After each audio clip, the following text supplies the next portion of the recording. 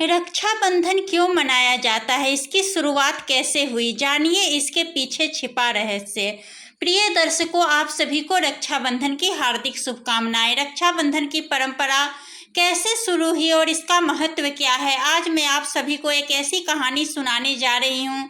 एक धागे की कहानी जो दिलों को जोड़ता है, एक ऐसी कहानी जो हर आंख में आंसू ला देती है, हर दिल में प्रेम भर देती है। आज हम आपको सुनाएंगे रक्षाबंधन की अमर गाथा, एक धागे में बंधे प्रेम की कहानी। आपने कभी सोचा है कि एक साधारण सा धागा इतनी शक्ति कैसे रख सकता है? जब आप इस कहानी को सुनेंगे तो आपको पता चलेगा कि रक्षाबंधन केवल एक त्योहार नहीं है, यह एक भावना है, एक संस्कार है, एक जीवन मूल्य है जो हमारी संस्कृति की आत्मा में बसा है। आज की कथा अत्यंत ज्ञानवर्धक और प्रेरणादायक है।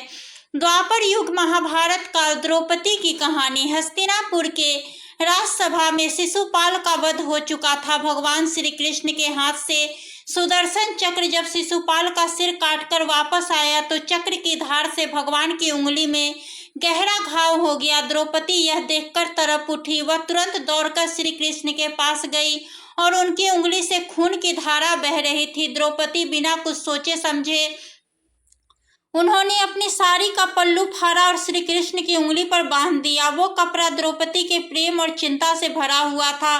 श्री कृष्ण मुस्कुराए और बोले, द्रौपदी, तुमने आज मेरे साथ जो किया यह मैं कभी नहीं भूलूंगा। यह केवल कपड़े का टुकड़ा नहीं है, यह है तुम्हारे प्रेम का बंधन। मैं वचन देता हूँ, जब भी तुम संकट में होगी मैं तुम्हारी रक्षा करूंगा। समय बीता। जब दुर्योधन की सभा में द्रौपदी का चीरहरण हो रहा था तब द्रौपदी ने पूरी सभा में किसी को नहीं बल्कि अपने कृष्ण को पुकारा, हे कृष्ण, हे द्वारिकाधीश, अपने वचन दिया था कि मैं आपकी शरण में हूँ। तब हुआ वो चमत्कार जिसे देखकर पूरी सभा दंग रह गई। द्रौपदी की साड़ी बढ़ती ही चली गई। दुशासन थक गया लेकिन साड़ी खत्म नहीं हुई। श्री कृष्ण ने अपना वचन निभाया। उन्होंने दिखाया कि राखी का धागा केवल धागा नहीं बल्कि एक पवित्र वचन है, एक अटूट बंधन है। जब युद्ध के बाद द्रौपदी से मिले तो उन्होंने कहा, द्रौपदी, जो कपड़े का टुकड़ा तुमने मेरी उंगली पर बांधा था वही आज तुम्हारे सम्मान की रक्षा बनकर आया। राखी का यह बंधन केवल भाई बहन का नहीं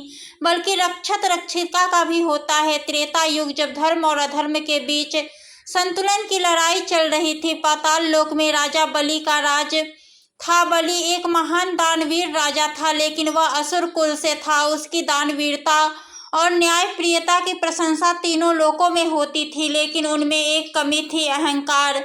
बलि ने अपनी शक्ति से स्वर्ग लोक पर आक्रमण कर दिया और देवराज इंद्र को पराजित कर दिया। देवता परेशान हो गए और भगवान विष्णु के पास गए। भगवान विष्णु ने कहा, चिंता मत करो, बलि में अच्छाई है लेकिन अहंकार भी है, मैं उसे सही राह दिखाऊंगा। भगवान विष्णु 52 अवतार लेकर के राजा बलि के पास गए। बलि यज्ञ कर रहा था। एक छोटे ब्राह्मण बालक वामन को देख करके बलि का हृदय प्रेम से भर गया। ब्राह्मण देव, आप क्या चाहते हैं, मांग लो, जो भी चाहिए। वामन ने मुस्कुराते हुए कहा, राजन, मुझे केवल 3 पग भूमि चाहिए। बलि हंसते हुए बोला, बस इतना ही, ले लो पूरा राज्य। लेकिन वामन ने कहा, नहीं राजन, मुझे सिर्फ 3 पग भूमि चाहिए। जैसे ही बलि ने दान का संकल्प लिया, वामन का विराट रूप प्रकट हुआ। उन्होंने पहले पग में पूरी पृथ्वी को नाप ली, दूसरे पग में पूरा आकाश नाप लिया। अब प्रभु ने पूछा, राजन, तीसरा पग कहाँ रखूं? बलि समझ गया कि यह कोई साधारण ब्राह्मण नहीं है। उन्होंने विनम्रता पूर्वक कहा, प्रभु, तीसरा पग मेरे सिर पर रख दीजिए। तब भगवान विष्णु ने बलि के सिर पर पैर रखा और उसे पाताल लोक भेज दिया। लेकिन बलि की भक्ति और दानवीरता से प्रसन्न होकर उन्होंने कहा, राजन, तुम्हारी भक्ति से मैं प्रसन्न हूँ, मांग लो क्या चाहिए। बलि ने हाथ जोड़ करके कहा, प्रभु, यदि आप प्रसन्न हैं तो मेरे साथ पाताल लोक में रहिए। भगवान विष्णु ने हाँ कह दी, लेकिन इससे माता लक्ष्मी बहुत ही दुखी हो गई। उनके पति पाताल लोक चले गए थे और बैकुंठ सूना था। माता लक्ष्मी ने सोचा कि कैसे अपने पति को वापस लाया जाए। तब उन्होंने एक उपाय सूझा। सावन पूर्णिमा के दिन माता लक्ष्मी एक गरीब ब्राह्मणी का रूप धारण करके पाताल लोक पहुंची। राजा बलि ने उसका स्वागत किया। तब लक्ष्मी जी ने कहा, राजन, मैं आपको राखी बांधना चाहती हूँ। आप मेरे भाई के समान है। बलि बहुत खुश हुआ। जब लक्ष्मी जी ने प्रेम से राखी बांधी तो बलि ने कहा, माता आपने मुझे अपना भाई बनाया है, बताइए क्या चाहिए। तब माता लक्ष्मी ने अपना असली रूप प्रकट किया और कहा, राजन मैं लक्ष्मी हूँ। आपने मेरे पति को अपने साथ पाताल लोक में रख लिया है। आप मेरे भाई हैं, कृपया मेरे पति को मुझे वापस दे दीजिए। राजा बलि की आंखों में आंसू आ गए। उन्होंने कहा, माता आपने मुझे अपना भाई बनाया है। भाई का पहला कर्तव्य है कि अपनी बहन की रक्षा करना। आपके पति आपके हैं, मेरे नहीं। इस प्रकार माता लक्ष्मी ने राखी के बंधन से अपने पति को वापस पाया। राजा बलि ने सिखाया कि राखी का बंधन सबसे पवित्र होता है और भाई अपनी बहन के लिए सब कुछ त्याग कर सकता है। सतयुग का आदि काल, जब धरती पर देवता और असुरों के बीच भयंकर युद्ध छिड़ा हुआ था। आकाश में काले बादल गरज रहे थे, धरती कांप रही थी और स्वर्गलोक में चिंता की लहर दौड़ रही थी। देवराज इंद्र, जो तीनों लोकों के रक्षक थे, युद्ध में लगातार पराजित हो रहे थे। असुरों की शक्ति दिन प्रतिदिन बढ़ती जा रही थी। स्वर्ग में हाहाकार मचा था। देवता परेशान थे, ऋषि मुनि चिंतित थे। एक दिन जब इंद्रदेव युद्ध से हताश होकर अपने महल में वापस आए तो उनकी पत्नी माता ने सची देवी ने उन्हें इस दशा में देख करके इंद्र के चेहरे पर हार का भाव था, आंखों में निराशा थी और महल में गहरी पीड़ा। माता इंद्राणी का हृदय दुख से भर गया। वह जानती थी कि उसके पति केवल स्वर्ग के राजा नहीं बल्कि पूरे ब्रह्मांड के संतुलन के रक्षक है। उन्होंने अपने पति के पास जाकर के कहा, हे देवराज, आप क्यों इतने दुखी हैं? क्या आप भूल गए हैं कि आप केवल मेरे पति नहीं बल्कि तीनों लोकों के स्वामी हैं? इंद्र ने गहरी सांस लेते हुए कहा, देवी, असुरों की शक्ति दिन प्रतिदिन बढ़ती जा रही है। मैं हर युद्ध में हार रहा हूँ। लगता है अब स्वर्ग लोक का नाश निश्चित है।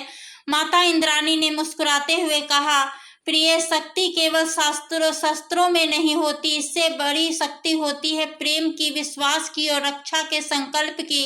कहते हुए माता इंद्राणी ने अपनी साड़ी से एक सुंदर धागा निकाला। वो धागा सुनहरे रंग का था जिसमें दिव्य तेज चमक रहा था। उन्होंने उस धागे को अपने हाथों से मंत्रों के साथ अभिमंत्रित किया। उन्होंने अत्यंत प्रेम और श्रद्धा के साथ वह धागा इंद्र की कलाई पे बांधा। जैसे ही वह धागा इंद्र की कलाई को स्पर्श हुआ, पूरा स्वर्गलोक दिव्य प्रकाश से भर गया। माता इंद्राणी ने कहा, हे देवराज, यह केवल धागा नहीं है, यह है मेरे प्रेम का बंधन, मेरी श्रद्धा का प्रतीक और आपकी सुरक्षा का कवच। जब तक आपकी कलाई पर यह है, कोई भी शक्ति आपको हरा नहीं सकती। इंद्र की आंखों में आंसू आ गए। वह समझ गए कि यह कोई साधारण धागा नहीं था, यह था प्रेम का बंधन, विश्वास का प्रतीक और शक्ति का स्रोत। अगले दिन जब इंद्र युद्ध में गए तो उन्होंने असुरों को पराजित किया, स्वर्ग लोक की रक्षा की। इस प्रकार सबसे पहली राखी माता इंद्राणी ने देवराज इंद्र को बांधी थी। यह था रक्षाबंधन की शुरुआत। प्रेम, विश्वास और रक्षा के संकल्प का पवित्र बंधन। सृष्टि के आदिकाल में जब रिश्तों की परिभाषा लिखी जा रही थी, सूर्य देव की दो संतान थी, यमराज और यमुना। यमराज को सृष्टि के नियमों के अनुसार मृत्यु का देवता बनाया गया था, जबकि यमुना एक पवित्र नदी के रूप में धरती पर बह रही थी। समय बीतता गया। यमराज अपने कर्तव्यों में इतने व्यस्त हो गए कि वह अपनी बहन यमुना से मिलना ही भूल गए। यमुना का दिल रोज रोज अपने भाई की याद में तड़पता रहता था। वह सोचती थी कि मेरे भाई यमराज सबकी जान लेने जाते हैं लेकिन अपनी बहन से मिलने नहीं आते। क्या उन्होंने मुझे भुला दिया है?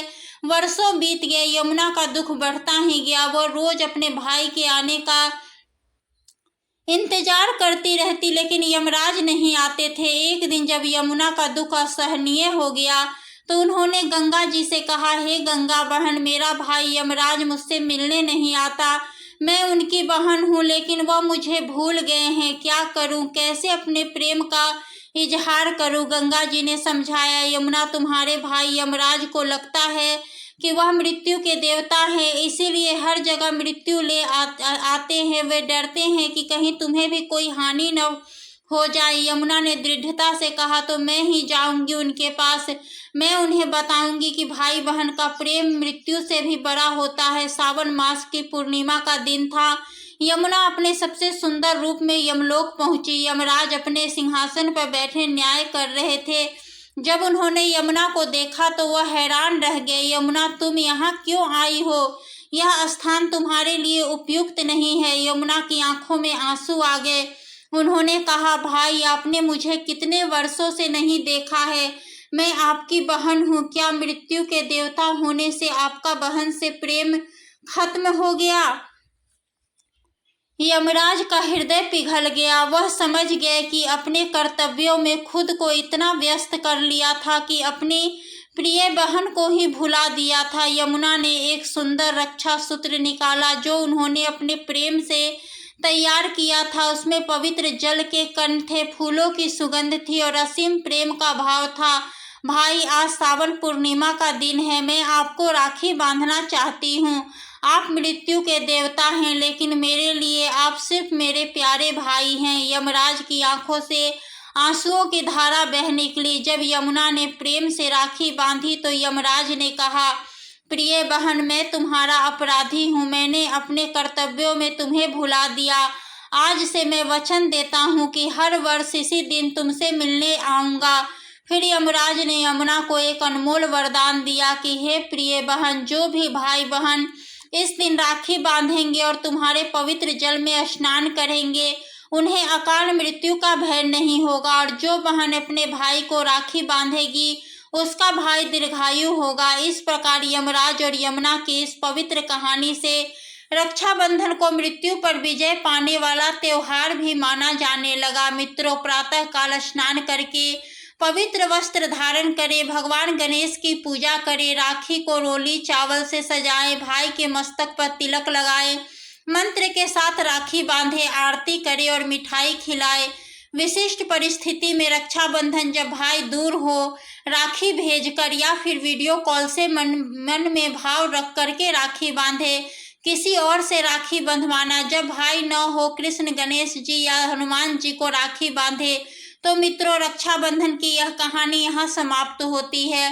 प्रिय मित्रों, आपको आज की यह कहानी पसंद आई हो तो वीडियो को लाइक जरूर करें और चैनल को सब्सक्राइब करना बिल्कुल ना भूलें और कमेंट बॉक्स में हैप्पी रक्षाबंधन जरूर लिखें। धन्यवाद।